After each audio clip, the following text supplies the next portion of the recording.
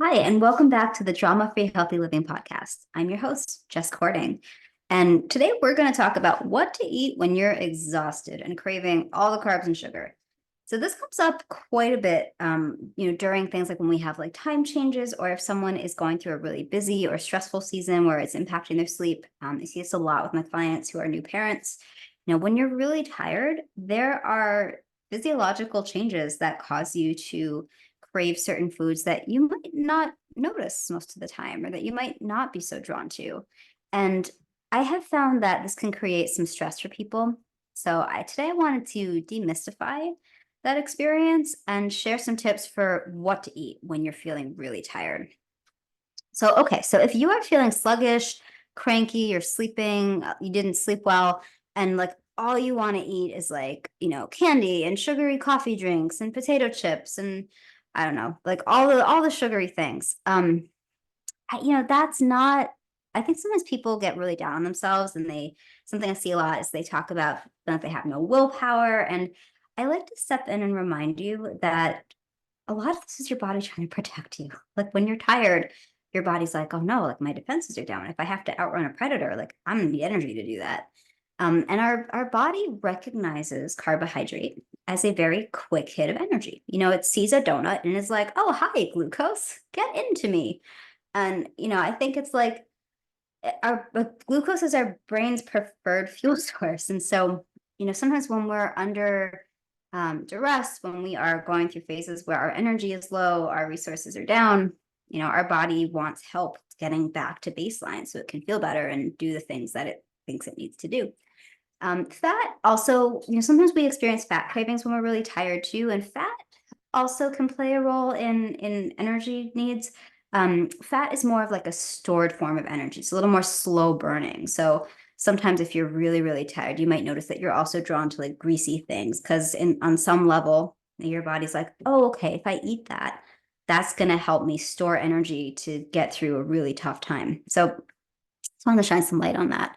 And beyond that, we have we have certain hormones that regulate our hunger, so to speak. So two really big ones to know about are leptin and ghrelin. And what happens is when you're really tired or when you're sleep deprived, these hormones kind of go all out of whack, making you feel like you're more aware of being hungry, but you're less perceptive of when you're full, which is a really inconvenient combination. So just sometimes I find that for my clients, knowing that can be really, really helpful and just take some of the guilt and the shame off. You know, because a lot of people are carrying around shame around cravings. This is just like a lovely societal piece of bullshit that we're still dealing with.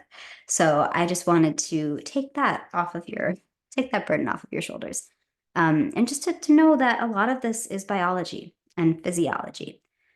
But okay, so the thing is though, these high sugar, like high carb foods that, might not have much nutritional value going for them, these can set you up for blood sugar spikes and crashes. And that's going to bring your energy, your mood, your focus along for a ride on that roller coaster. So a few things that can help.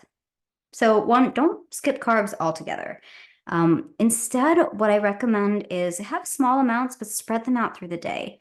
So maybe instead of like having chips with a sandwich, if you want a sandwich, have a sandwich, but maybe you have a salad with it because you're getting some extra fiber, some antioxidants, some hydration from those water-rich veggies.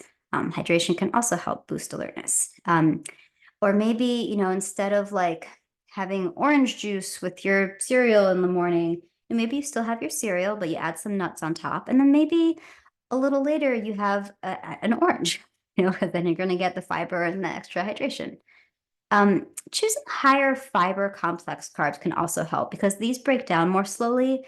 So they give you a little more slow burning energy. So things like oatmeal, quinoa, brown rice, and other whole grains, lentils, peas, chickpeas, other beans, things like sweet potatoes.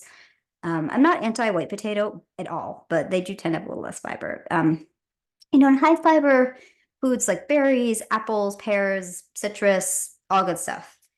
And then you're probably sick of hearing me say this, but it's a cliche for a reason.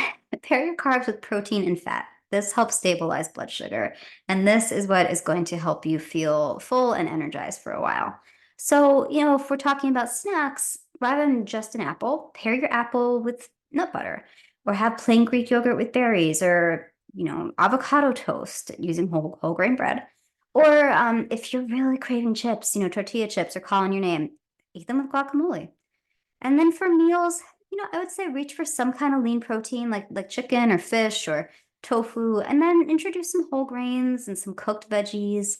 Or maybe you have something like roasted salmon and veggies with some baked sweet potato. Or you could do breakfast for dinner.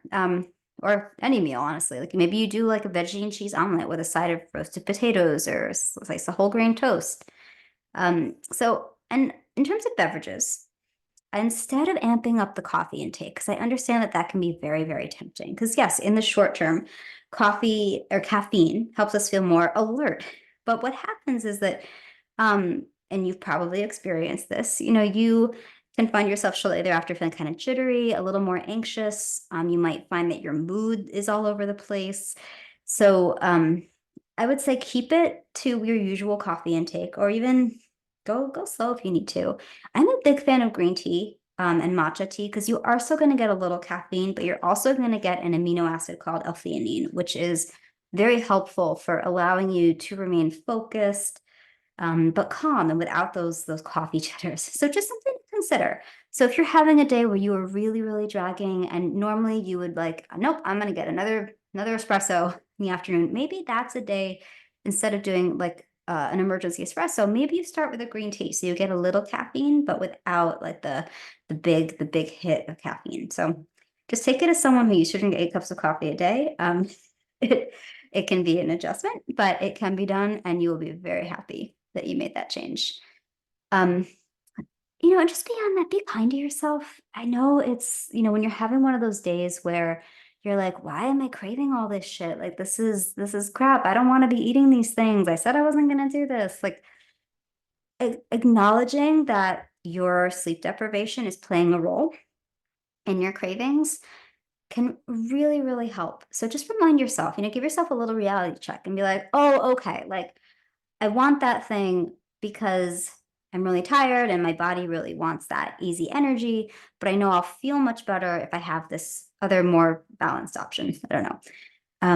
But if you do find yourself, giving into a craving that you're like, I wish I hadn't done that, let yourself move on with your day. If it's something like really sugary, carby, I would say your next meal, prioritize fiber, protein, and healthy fat just to help rebalance a little bit. But don't beat up on yourself. Life is too short for that.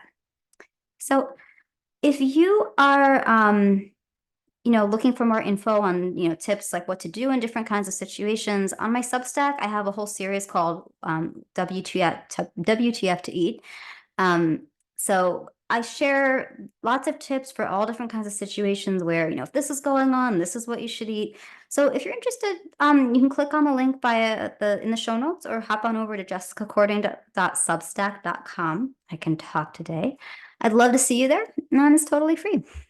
As always, guys, if you like what you hear, please consider leaving a 5-star review on Apple Podcasts. They really matter and help me continue to bring you useful content to improve your well-being. So as always, have a wonderful day, and we'll talk soon.